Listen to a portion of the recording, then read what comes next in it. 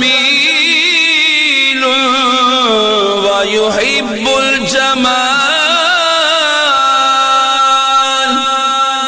نہیں جگتے تیرا ثانی جمال اللہ ملتانی نہیں جگتے تیرا ثانی جمال اللہ ملتانی نہیں جگتے تیرا ثانی جمال اللہ ملتانی نہیں جگتے تیرا ثانی جمال اللہ ملتانی تیری ولیات سلطانی جمال اللہ ملتانی تیری ولیات سلطانی. السلام علیکم. آج ملتان میں دوسرا روز ہے اور آج میں حضرت جمال اللہ ملتانی کے مزار پر حاضری کے لیے آیا ہوں. حضرت جمال اللہ ملتانی حافظ تھے اور بہت چھوٹی عمر میں انہوں نے حفظ کیا تھا. ان کے والد صاحب کا نام محمد یوسف تھا اور سب سے امپورٹنٹ چیز جو ہے ان کی زندگی میں وہ یہ ہے کہ انہوں نے چشتیانہ فکر کو اپنایا تھا.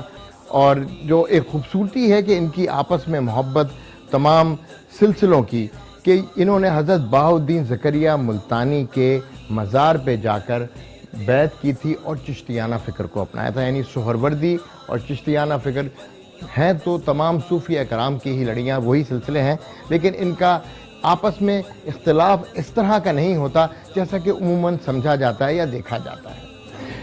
جو ایک بڑی ہی انٹرسٹنگ بات ہے ان کی وہ یہ ہے کہ he was a classic swordsman، ایک بہت زبردست تیر انداز تھے، آرچر تھے، ٹرین کرتے تھے سولجرز کو.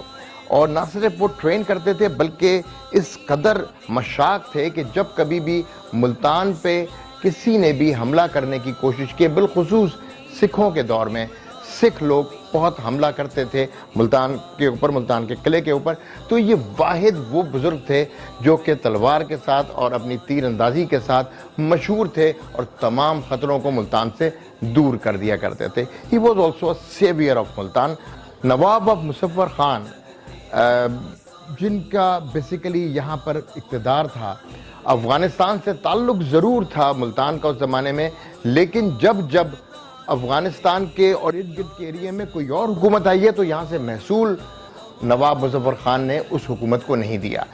جب بھی سکھوں کا حملے کا خطرہ ہوتا تھا نواب مظفر خان کی نظریں ہمیشہ تلاش کرتی تھیں حضرت جمال شاہ کو. یہ ایک خاص بات تھی ان کے لیے اور ایک خاص ان کی زندگی میں ایز اے صوفی واریر اتنا زبردست ایک ایگزامپل ہے جو کہ بہت کم نظر آتا ہے. آپ ایک نہ صرف چشتیہ سلسلے کے بہت بڑے ایک مبلغ تھے لیکن ساتھ ساتھ بہت بڑے بڑے سیویئر بھی رہے ملتان کے یہاں پر. حضرت جمال اللہ ملتانی کی ایک ایسی بات جو کہ اس مزار کے علاوہ میں نے کہیں اور نہیں دیکھی، اس کا ذکر نہ کروں تو یہاں پہ آنا مکمل نہیں ہوتا. جو بھی حفظ میں کمزور ہوتا ہے یا اس کو حفظ اتنا آسان نہیں لگ رہا ہوتا، وہ یہاں پہ آ کے جب دعا کرتا ہے تو بہت جلدی حافظ قرآن بنتا ہے. ایک جو مختلف سی کیفیت ادھر ملی جو کسی اور مزار پہ شاید مجھے اس طرح نہیں ملی، مستقل قرآن کی تلاوت. ایک عجیب سا ماحول ہے ادھر which makes you more near to God، near to اللہ تعالیٰ، کیونکہ ولی اللہ ہے تو اور قرآن کی تلاوت مستقل ساتھ ہے تو ایک بڑی پیاری سی کیفیت ہے. بابا رفیق صاحب یہاں پر منتظم ہیں اور ان کی فیملی کی کہانی بھی میں نے جب ان سے سنی تو آپ کو بتائے بغیر نہیں رہ سکتا.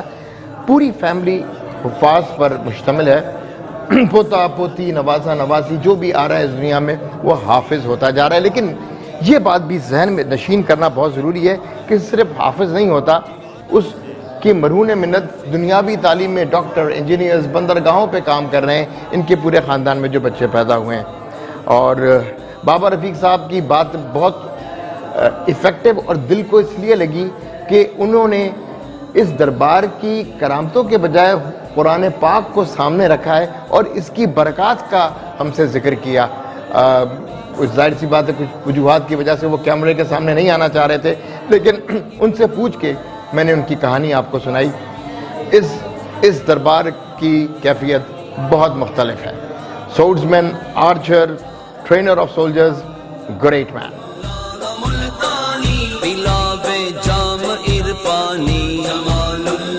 یہاں پہ آنے کے بعد بابا رفیق صاحب سے ایک بات اور پتہ لگی جو بہت امپورٹنٹ ہے، انٹرفیتھ ہارمنی کا، جس کا میں بار بار ذکر کرتا ہوں، صوفیہ کرام کا شیوا ہوتی ہے۔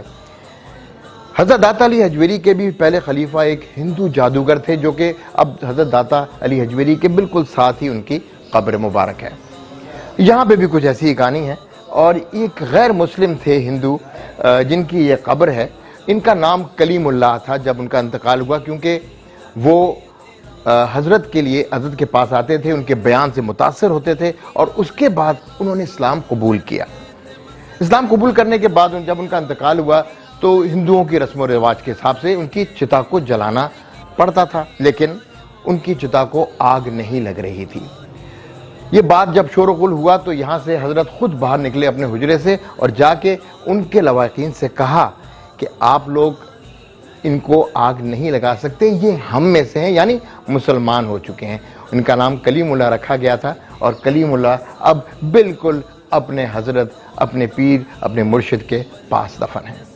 یہ ہے انٹرفیتھ ہارمنی کا کنسیپٹ، یہ ہے ان لوگوں کا کنسیپٹ جو کہ وننگ ہارٹس اینڈ مائنڈ پہ کام کرتے تھے، اور پھر فوجوں کی ضرورت نہیں ہوتی تھی، لوگوں کے دل جیت لیتے تھے، ان کو مسلمان کر لیتے تھے۔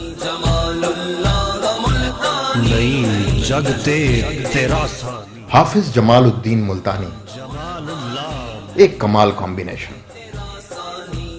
حافظ قرآن خود بھی، اور ساتھ ان کے مزار پر آ کر ان کے فیض لے کر بہت سارے حفاظ آج بھی ملتان میں بن رہے ہیں، اور ساتھ ہی واریر، واو، کلاسک۔ یہ کمبینیشن میں نے نہیں دیکھا، یہ اولیاء کی سرزمین پر ہی ملا۔ انسنی باتیں جواد رضا۔ سیرت میں آپ کی سلطان انبیاء کا دیوانہ ہے حافظ جمال اللہ۔